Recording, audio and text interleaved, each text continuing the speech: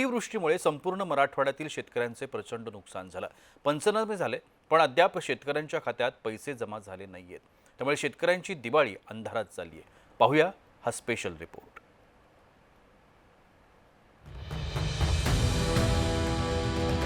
मुसळधार पावसामुळे शेतकऱ्यांच्या शेती पिकांचं मोठं नुकसान झालंय। शेतकरी आर्थिकदृष्ट्या पूर्णपणे कोलमडलाय। सरकारकडून पंचनामे झाले, दिवाळीपूर्वी शेतकऱ्यांच्या खात्यावर मदत जमा केली जाईल अशी घोषणाही झाली, मात्र ही घोषणा सध्या फक्त कागदावरच राहिली आहे। राज्यात दिवाळीचा प्रकाश साजरा होत असतानाच मराठवाड्यातील लाखो शेतकऱ्यांच्या घरात मात्र अजूनही अंधार आणि निराशेचं वातावरण आहे। आम्हाला थेट मदत हवी अशी मागणी शेतकऱ्यांनी केली आहे। शेतकऱ्यासाठी सरकारनं खूप मोठा गाजावाजा केला होता का शेतकऱ्यासाठी 31,628 कोटी रुपये पॅकेज मंजूर केला होता।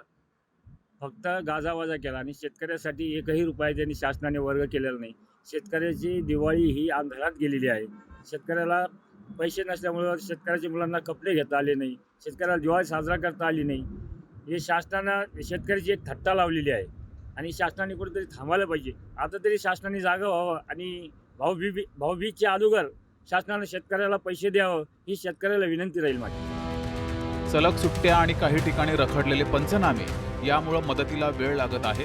दिवाळीच्या दिवशीच जोरदार पावसानं हजेरी लावली, त्यामुळे शेतकऱ्यांच्या हातामधलं उरलं सुरलं पीकही वाया गेलंय। त्यामुळे बळीराजा हतबल झालाय।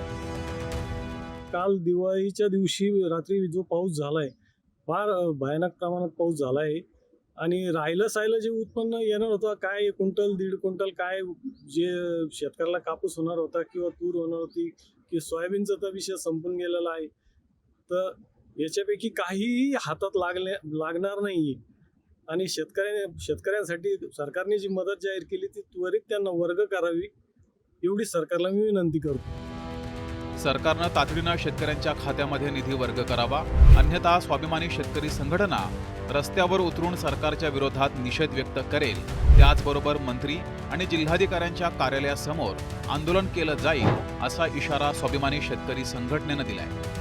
अतिवृष्टीची मदत शेतकऱ्यांना दिवाळीपूर्वी शेतकऱ्याच्या खात्यात वर्ग होईल अशी मुख्यमंत्र्यांनी घोषणा केली, परंतु ती अतिवृष्टीची मदत शेतकऱ्याच्या खात्यात जमा न झाल्याने दिवाळी शेतकऱ्याची काळी झाली।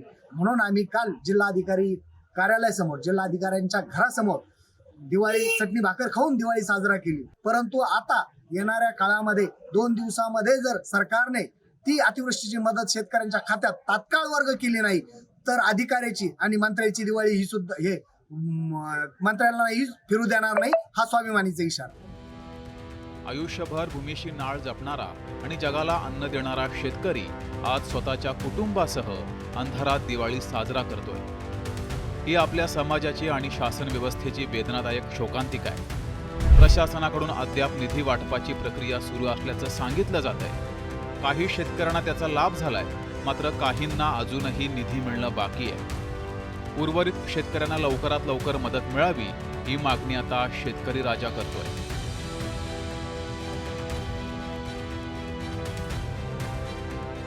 दिवाळी झाली आहे आणि शेतकऱ्यांची दिवाळी जी आहे ती साजरी न झाल्याचं आपल्याला पाहायला मिळत आहे। कारण प्रत्यक्षरित्या जर पाहिलं तर शेतकऱ्यांच्या खात्यामध्ये हे पैसे वर्ग न झाल्याचं आपल्याला पाहायला मिळत आहे आणि त्यामुळे आता शेतकऱ्यांमध्ये नाराजीचा सूर जो आहे तो उमटलेला आहे। शेतकऱ्यांना दिवाळी जी आहे ती साजरी करता आली नाही, कारण सरकारने जे आहे ते शेतकऱ्याला फक्त आश्वासन दिलंय आणि ते प्रत्यक्षरित्या जे आहे ते रक्कम जी आहे ती शेतकऱ्याच्या खात्यात वर्ग झाली नाही। आता सरकार हे पैसे तात्काळ शेतकऱ्याच्या खात्यात वर्ग करणार का, याकडे सर्वांचं लक्ष लागून आहे। छत्रपती संभाजीनगरहून विजय चिडे, जय महाराष्ट्र।